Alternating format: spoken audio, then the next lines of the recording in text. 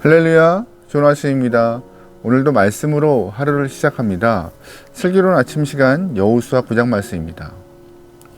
어른들에게 사랑받는 비결이 무엇일까요?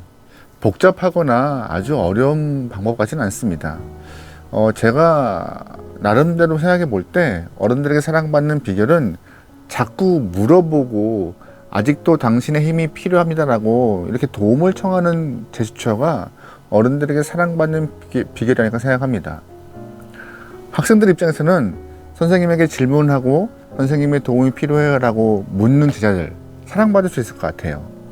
반면에 또한 갓 결혼한 새댁이 부모님에게, 시부모님에게 잘 모르니까 좀 도와주세요라고 이렇게 도움을 청할 때 사랑스럽고 많이 도움을 받을 수 있을 것 같긴 한데 어렵지 않은 모습 같아요. 그런데 사랑받는 방법 또한 사랑스러워지는 방법들이 이렇게 간단한데 도움을 청하는 모습은 많이 보지 못해요. 왜냐하면 개인적인 성향, 성격일 수도 있고 또한 상대방이 어떻게 생각할까 여러 가지 또한 생각이 복잡해서 스스로 일을 해결할 때가 많이 있는 것 같습니다. 그런데 이 모습을 우리가 그대로 신앙 안에 적용해 볼 수 있는 모습인 것 같아요. 우리가 신앙생활을 할 때 하나님께 사랑받을 수 있는 비결이 무엇일까? 어렵지 않을 것 같습니다. 자꾸 물어보면 돼요. 하나님 어떻게 할까요? 하나님은 답을 갖고 계시죠? 우리가 어떻게 하면 좋을까요? 자꾸 물어보면 하나님이 우리를 이뻐하지 않으실까요? 왜냐하면 성경은 약속해요. 성경은 이미 우리를 향하여서 죄된 모습이라 말하지만 약하고 부족하다는 것을 인정하는, 그래서 하나님이 묻는 자에게 답을 주시겠다 약속하고 또한 연약한 우리와 함께 한다고 말씀 안에서 다짐하시기 때문에 자꾸 주님의 도움이 필요합니다. 우리는 약합니다. 주님은 그만큼 강합니다. 주님은 답이십니다라고 자꾸 묻고 찾고 구하는 영혼을 사랑할 수밖에 없는 그런 모습이 신앙 안에도 존재합니다. 그런데 문제는 뭐예요? 자꾸 우리가 묻지 않아요. 찾지 않아요. 구하지 않아요. 그냥 알아서 모든 일을 해결하기 위해서 동분서주 분주한 우리의 삶 때문에 하나님이 우리의 삶을 개입하지 않으시는 것 같아요. 찾지 않으니까요. 여러분이 하나님 앞에서 사랑받기 원하시는 그런 마음이 있다면 자꾸 물으시고 찾고 구하여서 하나님과 관계성 안에서 조금 더 돈독해질 수 있는 신앙이 되길 소망합니다. 오늘 본문 여호수아 9장 말씀은요, 안타깝게도 하나님께 묻지 않아서 낭패를 보는 그러한 사건이 등장을 해요.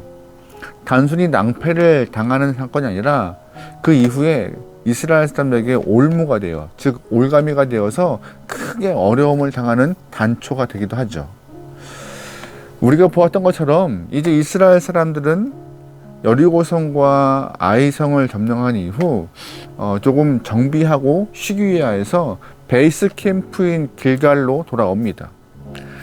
길갈로 돌아와서 이제 본격적으로 가나안 땅의 정복을 위하여서 영적으로나 육적으로 쉼을 좀 가지려는 순간이었어요. 그럴 때 이제 이스라엘 사람들을 향한 여러 소문이 가나안 땅에 퍼지기 시작합니다. 이스라엘 사람들은 생각보다 강하더라. 정말 강하더라. 난공불락이었던 여리고도 점령했고 아이성도 쉽게 물리치더라. 그들 정말로 상대하면은 우리 모두가 다 승리한다는 장담 없다 라는 소문이 퍼지기 시작해요. 그래서 이 가나안 땅의 많은 원주민들이 이스라엘을 두려워하기 시작하죠. 그와 더불어 이스라엘의 하나님은 가나안에 사는 어떤 사람들과 협상하지 말라고 이스라엘에게 명령하였다라는 소문도 같이 퍼져요. 그러다 보니 특별히 이스라엘의 베이스 캠프 길갈 주변에 있는 민족들은 더욱더 두려움이 컸죠. 특별히 오늘 본문에 등장하고 있는 기브온 사람들, 히위족 속 사람들이 두려움이 더 컸습니다. 그래서 하루빨리 이스라엘 사람과 전쟁하지 않고 서로 이렇게 협약을 맺어서 침범하지 않으려 하는 그런 조약을 통하여서 스스로를 보호하기 위해서 오늘 본문에 보면은 히위족 속들이 이스라엘 진영으로 이렇게 사람들을 파견합니다. 3절부터 6절 말씀에 그 당시 상황을 잘 묘사하는 부분이 나와요. 같이 좀 볼게요. 기브온 주민들이 여호수아가 여리고와 아이의 행한 일을 듣고 꾀를 내어 사신의 모양을 꾸미되 헤어진 전대와 헤어지고 찢어져서 기운 가죽 포도주 부대를 나귀에 싣고 그 발에는 낡아서 기운 신을 신고 낡은 옷을 입고 다 마르고 곰팡이가 난 떡을 준비하고 그들이 길갈 진영으로 가서 여호수아에게 이르되 그와 이스라엘 사람에게 이르되 우리는 먼 나라에서 왔나이다. 이제 우리와 조약을 맺읍시다 하니 아멘. 기브온 사람들은 자신들이 길갈 옆에 있지 않고 먼 나라에서 왔다는 것을 위장하여서 자신들과 이스라엘과 평화의 조약을 맺기로 합니다라고 이렇게 꾸미고 등장합니다. 이스라엘과 여호수아는요, 기브온 사람들의 모습과 말을 통하여서 금방 그들의 마음에 동요되어 조약을 맺어버려요. 왜 그렇게 쉽게 어렵지 않게 조약을 맺었을까요? 그 이유는 이스라엘 사람들은 한 번도 갑이었던 적이 없어요. 430년 동안 노예의 삶을 통하여서 을과 같은, 아니 을도 아니죠, 병정과 같은 위치에서 항상 주눅 들고 살고 있었고 40년의 광야 생활을 통하여서 언제나 두려움을 갖고 있는 영혼이 이스라엘 사람들의 모습이었어요. 근데 어느 순간 가나안 땅에 돌아와 보니 두려움을 갖고 있는 영혼이 아니라 두려움을 주는 영혼이 되어서 다른 사람들에게 이렇게 힘을 드러내고 있는 자신들의 모습이 좀 우쭐대었던 것 같아요.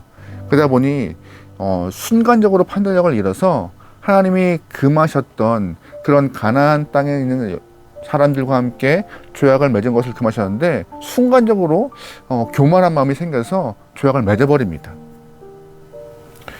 그렇다면 하나님은 이 상황을 어떻게 평가하실까요? 14절 15절 말씀에 이렇게 말하고 계세요. 무리가 그들의 양식을 취하고는 어떻게 할지 여호와께 묻지 아니하고 여호수아가 곧 그들과 화친하여 그들을 살리라 조약을 맺고 회중 족장들이 그들에게 맹세하였더라. 아멘. 14, 15절에 아주 명확한 말을 통하여서 그 당시의 분위기를 말해요. 여호와께 묻지 아니하였다. 이 말을 통하여서 하나님이 얼마나 안타까워하는 포인트가 무엇인지를 정확히 알 수 있는데요. 하나님은 당연히 물을 줄 아셨던 것 같은데 여호수아와 이스라엘 사람들이 묻지 않은 것에 대해서 안타깝게 생각하셨고 또한 그 묻지 않은 부분을 질타하고 있는 그런 본문이 주어졌던 것이죠. 그런데 이 진하게 아쉬움이 남았던, 하나님께 묻지 않은 이 상황이 진하게 아쉬움이 남는 상황이었는데 단순히 아쉬움을 남긴 상황이 아니라 이 부분이 죄라고 꼬집는 부분이 돼버렸어요. 왜 하나님은 하나님께 묻지 않고 가나안에 있던 히위 족속과 언약을 맺은 것이 하나님은 죄라고 여기셨을까요? 그것은요, 바로 하나님의 언약을 파기하는 것과 같은 그런 모습이기 때문입니다. 하나님은 이스라엘 사람들이 출애굽할 때부터 가나안에 들어가면 가나안에 있는 민족과 어느 누구와도 조약을 맺으면 안 된다라고 신신당부하셨거든요. 근데 반드시 너희가 그 가나안 땅에 있는 사람과 언약을 맺으면 그 언약이 올무가 되어서 너희를 옥졸 거라고 신신당부하시면서 너희의 마음을 굳게 하라고 하셨는데 누차 강조하시지만 그 마음을 잃어버렸던 것이죠. 출애굽기 말씀 보면은요, 하나님의 강조하신 부분이 나와요. 말씀 볼게요. 너는 내가 오늘 내게 명령하는 것을 삼가 지키라. 보라, 내가 내 앞에서 아모리 사람과 가나안 사람과 헷 사람과 브리스 사람과 히위 사람과 여부스 사람을 쫓아내리니 너는 스스로 삼가 네가 들어가는 땅의 주민과 언약을 세우지 말라. 그것이 너에게 올무가 될까 하노라. 아멘. 출애굽기에 이미 하나님은 명령하셨어요. 올무된다. 가나안의 누구와도 언약 맺지 마라. 올무가 뭐예요? 올감이라는 것이에요. 처음에는 그렇게 이렇게 나를 조이겠어 하지만 점점점 살면서 쪼여오는 압박감, 숨을 못 쉬게 하는 너희의 큰 올가마가 되어 너희를 괴롭게 할 거라고. 하지만 그 명령을 어겨버립니다. 그러면 왜 이스라엘 사람들에게 하나님은 가나안 사람들과 조약 맺는 것이 올무가 된다고 하셨을까요? 그것은 이스라엘 사람들의 삶의 행태가, 삶의 모습이, 지금까지 겪어왔던 삶의 모습이 분명 가나안 땅에 들어가는 순간부터 가나안 땅에 있는 사람들에게 도움을 받아 그들의 풍속과 그들의 풍습을 따라갈 수밖에 없기 때문입니다. 이스라엘 사람 지금까지 한 번도 농사를 지어본 적이 없어요. 노예였고 목축업을 했고 농사를 경험하지 않은 사람들이기 때문에 가나안 땅에 들어가면 농사를 해야 해요. 농사를 해야 되는 상황 가운데 도움이 필요한데 누구의 도움을 받겠어요? 당연히 가나안 현지민들의 도움을 받아야 되겠죠. 언제 씨를 뿌려야 할지, 언제 김을 매야 할지, 어떻게 거름을 줘야 할지, 또한 언제 추수해야 할지 분명히 가나안 현지인들의 도움을 받아야 할 것입니다. 근데 거기서 끝날까요? 아니에요. 만약에 비가 오지 않으면 어떻게 되는가? 비가 오지 않을 때 가나안 사람들은 이방신에게 제사했던 것과 같이 이렇게 해야 한다고 가르칠 거예요. 그러면 이스라엘 사람들도 가나안 현지인들을 쫓아 이방신에게 비우기를 간구할 거고요. 또한 병충해가 있으면 어떻게 할 거예요? 가나안 사람이 했던 방법들을 쫓아 이방신에게 제사를 지내면서 병충해를 물리치려 했을 것이에요. 그걸 쫓아 했을 것이고요. 추수한 이후에도 모든 것들, 농사짓는 모든 상황 가운데 이방신에게 간구했던 가나안 사람들의 모습을 쫓아했다는 것이죠. 그럴 수밖에 없는 상황일 것입니다. 단순히 농사를 짓고 씨를 뿌리고 이 모습만 쫓아하는 것이 아니라 그 이후에 농사는 모든 과정에 필요한 여러 가지 것들을 다 쫓아다 보니 하나님이 아닌 이방신이 들어와 그들의 풍습을 받아들여 신앙 가운데 하나님의 자리가 점점점 뒤로 밀려날 수밖에 없는 모습이 발생할 수 있으니 그 모습이 올무가 되어 너의 믿음과 마음이 흔들릴 수밖에 없고 빼앗을 수밖에 없으니 가나안 땅에 있는 어느 한 민족과도 조약을 맺지 말라라고 출애굽기 때부터 명령하신 것인데 그 말씀을 오늘 여호수아 9장에서 깨버리신 것이죠. 안타까운 것입니다. 덜컥 이스라엘 사람들은 다 그런 것 잊어버리고 그냥 본인들의 모습을 인정하고 본인들이 두려움의 대상이 되어서 갑이 되는 순간을 경험하여서 하나님의 말씀 잊어버리고 그냥 조약을 맺어버린 것이었습니다. 결국 하나님께 묻지 않고 그 히위 족속과 기브온 사람과 조약을 맺은 이후에 이 조약이 나중에 이스라엘 사람들에게 바알이 들어오는 그런 매개가 되는 그런 단초가 돼버려요. 안타까운 현실이 되어졌던 것이죠. 이스라엘과 히위 족속 기브온 사람들은 언약을 맺고 조약을 맺고 이스라엘 사람들은 자신들이 속은지 몰랐어요. 멀리서 어렵게 온 사람인 줄 알고 곰팡이 났던 빵과 다 해지고 낡아버린 옷을 보면서 멀리서 왔구나라고 판단하여 그냥 좋은 마음에 언약을 맺었지만 웬걸요 3일 후에 히위 족속이 자신들 길갈 바로 옆에 있다는 것을 알게 되어서 후회했지만 이미 조약을 맺었고 약속한 거기 때문에 깰 수가 없는 상황이었습니다. 나중에 어떤 모습이었을까요? 21절이요. 무리에게 이르되 그들을 살리라 하니 족장들이 그들에게 이른 대로 그들이 온 회중을 위하여 나무를 패며 물을 깃는 자가 되었더라. 아멘. 나중에 가나안 땅을 다 정복한 이후에도 이스라엘 사람들은 이 여호수아 9장의 언약 때문에 조약 때문에 히위 족속 기브온 사람들을 쫓아내지 못하고 그들과 함께 살게 될 수밖에 없는 그런 상황이 되었습니다.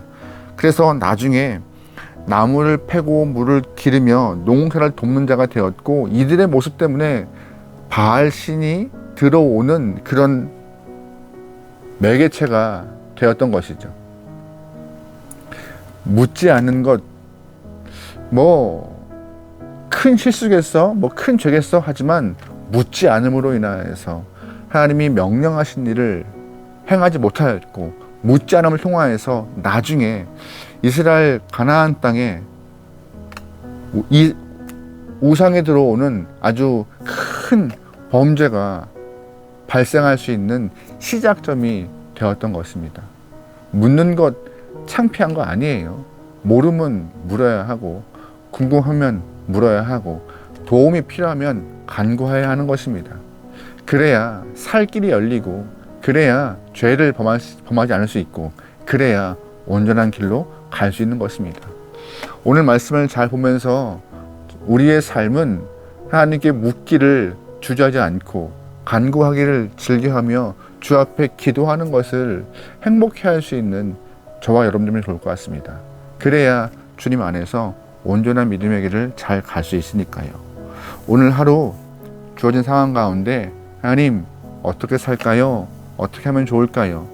매번 반복되어서 익숙한 일상이라 할지라도 하나님께 물어서 하나님께 인도함 받는 저와 여러분 되면 좋을 것 같습니다. 기도하시겠습니다. 하나님, 인생 가운데 주님께 묻고 답을 듣는 일이 자연스러운 삶 되게 허락하소서.